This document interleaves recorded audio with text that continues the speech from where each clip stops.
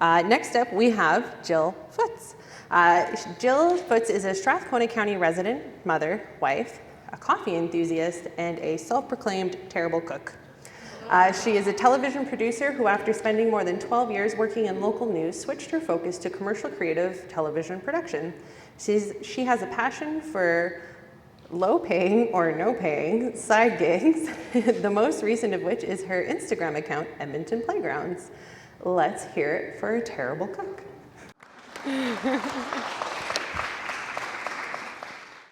What an honor it is to be up here with everyone. So thank you so much. And Jenna, I'm pretty sure I have a photo of you with my girls on my fridge somewhere. I'm positive.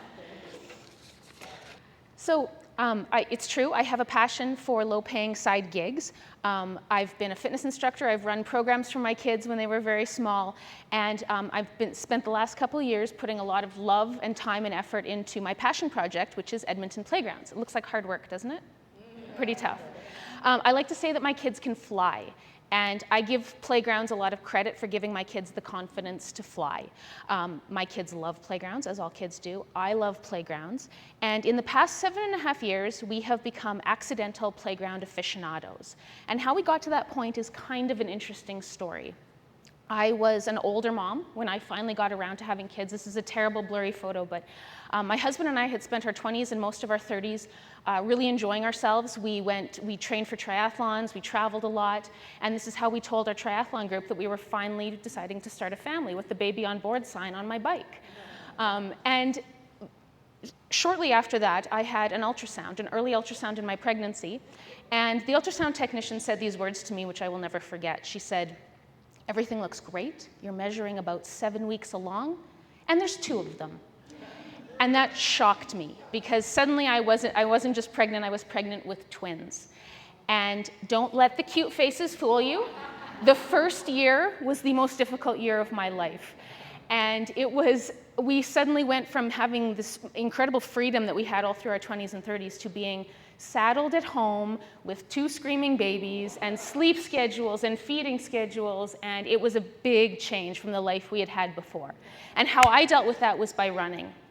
I was a runner, I continued running, and as soon as the girls were old enough to be in that chariot, they were in the chariot with me and we were running. But if there was one thing I knew intrinsically as a mother, it was that my children should not be sitting. They needed movement as much as I needed movement. And so every single time we went for a run, we stopped at a playground. And if we had to run an errand driving around the city, we would find a new neighborhood, we would find a playground to play at. And what we found was just absolutely incredible. It is a golden age for playgrounds. It is a playground arms race, if you will. They are getting bigger and better and more innovative and more exciting and so much more fun with every build. This is Laurier Park. This is the new Coyote Playground that's been there for 2 years. It's unbelievable. And at playgrounds are so key to childhood development. Kids learn confidence at playgrounds. Kids learn social skills. They learn to physically develop. They learn to take risks. They learn to do dangerous things carefully. And what's more is I find that playgrounds are really a gateway for families to be more active. And they're just a great opportunity for us to be out with our kids doing these things, and they're so easy. But midway through my daughter's kindergarten year, the pandemic hit, and our playgrounds were shut down. And so we pivoted. Are you sick of the word pivoted?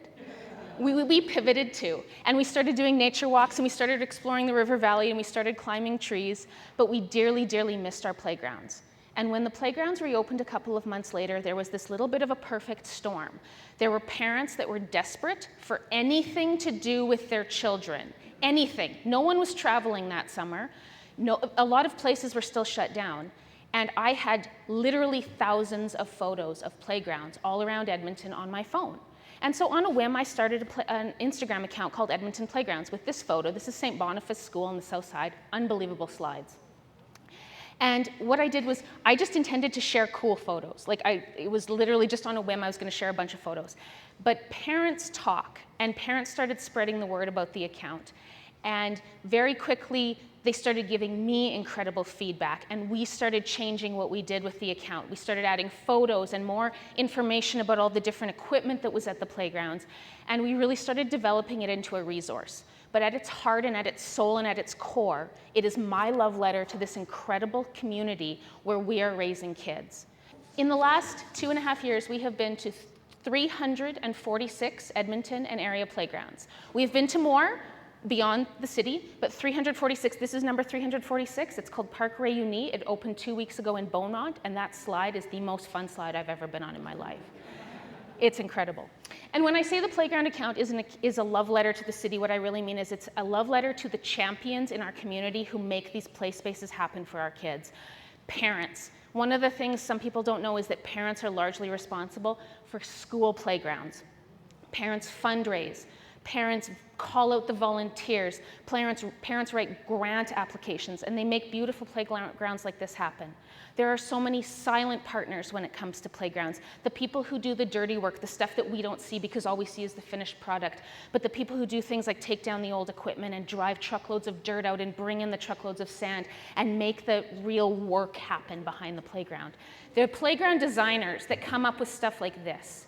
And you know what? It looks like fun and frivolity, but it's absolutely, there's science behind it. There are 7 aspects of play that are incorporated into every single playground design that happens in this day and age, and they're all geared towards childhood development. It's incredible.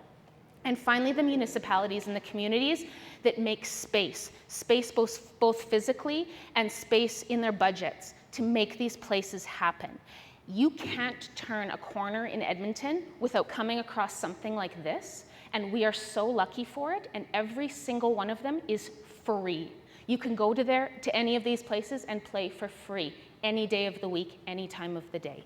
So this is my shout out to the champions of our community who see the value in providing these resources to our youngest citizens and giving them wonderful places to play, because after all, play is the work of the child. And any opportunity we have to have our kids doing physical play rather than virtual play is something that I think we need to embrace. And it's because of these champions in our community that my kids and your kids can fly. So thank you to all of them.